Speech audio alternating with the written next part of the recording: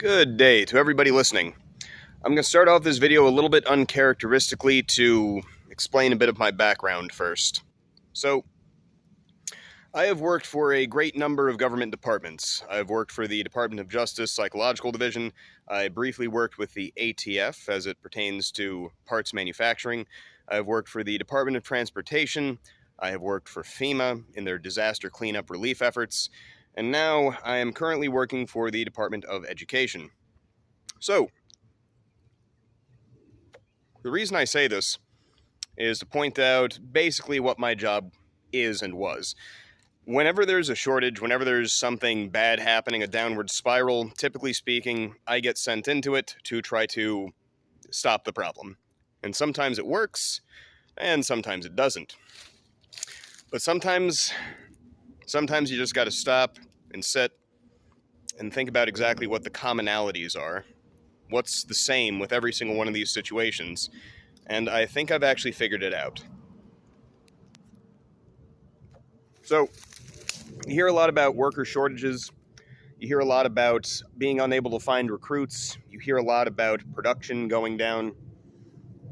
And the cause, in my opinion, over the many years I've worked, easily over a decade in this field, I can say that the cause is pretty much the same across the board. A lot of the management, middle tier to upper tier, they have this bizarre idea that you can keep reducing the standards of working, the conditions, the resources that you give your workers, the pay that you can give your workers, and even if people quit, that's fine, because there will always be more people to replace them. Generally speaking, this is the culture. This is the mindset that afflicts a lot of people in management. And that is unsustainable. And I'm going to explain why in very short detail, quick as I can. The reason these days that you can't just continuously reduce the standards of living for your workers and then expect there to always be more people when the people quit is that social media exists. People talk. People make videos. People leave reviews on Yelp. One thing I noticed particularly with this one company that I worked for is that every single review I looked at, I go to the company, I do a quick Google search, and the first thing I see is a bunch of one-star reviews on Indeed talking about just how bad the working conditions are. And then the people in this factory keep saying, who are running it, "Oh, I don't know why we can't find new workers." And so I tell them, all of your ex-workers are talking, and they're talking about how bad it is, and they're leaving reviews. And everyone who goes to the website to look at your company sees that it's a horrible place to work, and they choose to go elsewhere, or they choose to go on benefits rather than work. So this idea that there will always be more people is actually causing them to reduce the conditions of working to such a degree that all of their potential recruits are effectively being aborted before they even consider the job.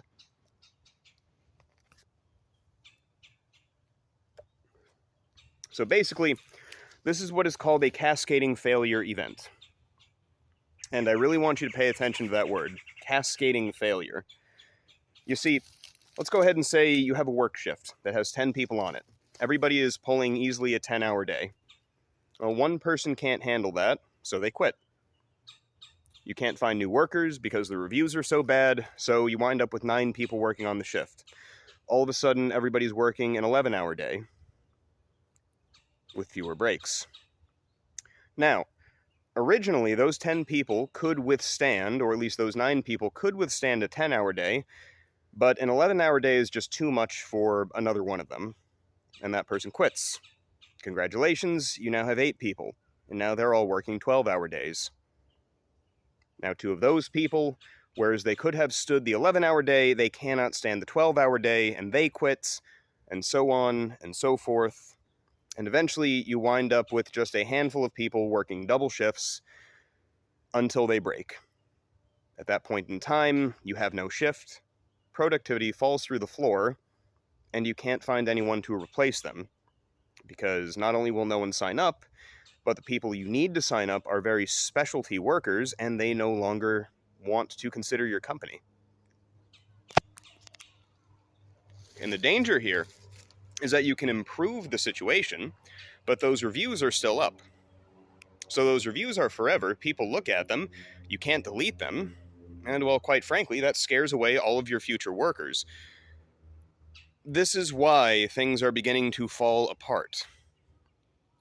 Because the people in charge simply say, well, I'm still getting paid, I'm still working the same amount of hours, so I can just continuously throw people into a meat grinder, and there will always be fresh meat. Well, there is no fresh meat anymore. The meat is going elsewhere. The people, your capital, the people that actually make up your company are gone. They're leaving. They're going to other fields, or they're just choosing to not work. They're choosing a lower standard of living because that standard of living is more tolerable than the working conditions would be.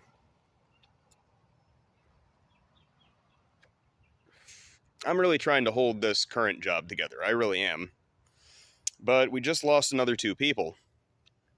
And I've sent my reports up the chain, but they're not listening. They're giving me the exact same spiel. There will always be more people to replace them. Except, at the same time, they're also complaining that they can't find people to replace them.